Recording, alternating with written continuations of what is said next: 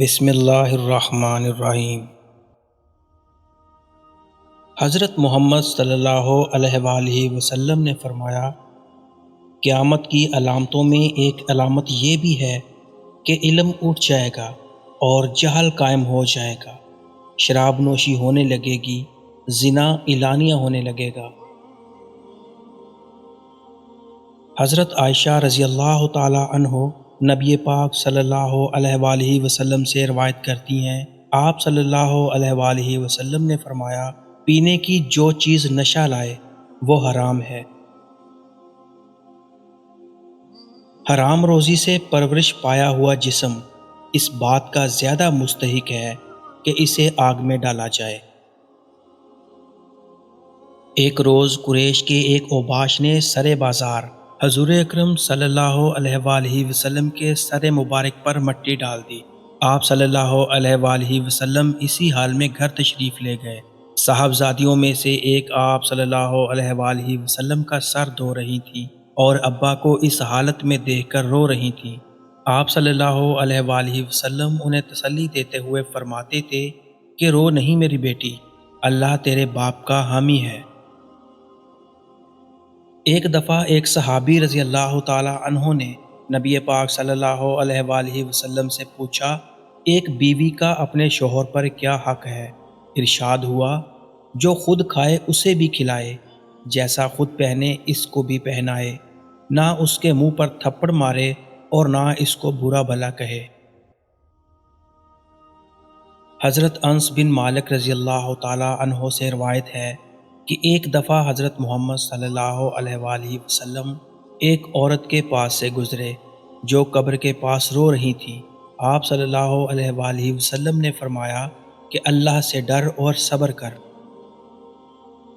حضرت عبداللہ بن عمرو عاص رضی اللہ تعالی عنہ کہتے ہیں کہ میں نے رسول اکرم صلی اللہ علیہ وآلہ وسلم کو یہ کہتے ہوئے سنا ہے کہ اللہ علم کو اس طرح نہیں اٹھائے گا کہ بندوں کے سینوں سے نکال لے، بلکہ علماء کو موت دے کر علم اٹھائے گا، یہاں تک کہ جب کوئی عالم باقی نہ رہے گا تو لوگ جاہلوں کو سردار بنائیں گے اور ان سے دینی مسائل پوچھے جائیں گے، اور وہ بغیر علم کے فتوے دیں گے، خود بھی گمراہ ہوں گے اور دوسروں کو بھی گمراہ کریں گے۔ حضرت ابو ہریرہ رضی اللہ تعالی عنہ نبی پاک صلی اللہ علیہ وآلہ وسلم سے نقل کرتے ہیں کہ آپ صلی اللہ علیہ وآلہ وسلم نے فرمایا، ایمان 60 سے کچھ اوپر شاخیں رکھتا ہے اور حیا ایمان کی شاخوں میں سے ایک شاخ ہے۔ حضرت ابو ہریرہ رضی اللہ تعالی عنہ نبی پاک صلی اللہ علیہ وآلہ وسلم سے روایت کرتے ہیں کہ آپ صلی اللہ علیہ وآلہ وسلم نے فرماتے ہیں کہ لوگوں پر ایسا زمانہ آ جائے گا کہ لوگ اس کی پرواہ نہ کریں گے کہ حلال یا حرام کس ذریعے سے مال حاصل کیا گیا۔ حضرت انس بن مالک رضی اللہ تعالی عنہ نبی پاک صلی اللہ علیہ وآلہ وسلم سے نقل کرتے ہیں کہ آپ صلی اللہ علیہ وآلہ وسلم نے فرمایا، انصار سے محبت کرنا ایمان ہونے کی نشانی ہے اور انصار سے دشمنی رکھنا منافق ہونے کی علامت ہے۔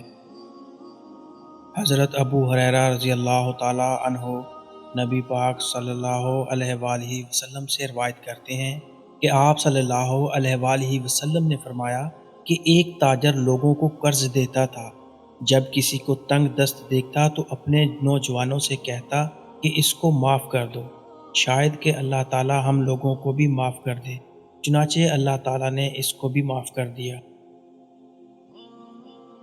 حضرت عبداللہ بن عمر رضی اللہ تعالی عنہ سے روایت کرتے ہیں کہ ایک یہودی نبی کریم صلی اللہ علیہ وآلہ وسلم کے پاس ایک یہودی مرد اور عورت کو لے کر آئے جنہوں نے زنا کیا تھا۔ آپ صلی اللہ علیہ وآلہ وسلم نے ان دونوں کے ساتھ رحم کرنے کو کہا تو مسجد کے پاس نماز جنازہ پڑھنے کی جگہ کے قریب ان دونوں کو سنسار کیا گیا۔ آدمی بوڑھا ہوتا ہے مگر اس کی دو باتیں پھر بھی جوان رہتی ہیں، دولت کا لالچ اور عمر کی زیادتی۔ سب سے زیادہ خسارے کا سودا اس شخص کا ہے جو دوسروں کی دنیا بنانے کی خاطر اپنی آخرت کو بگاڑ لیتا ہے۔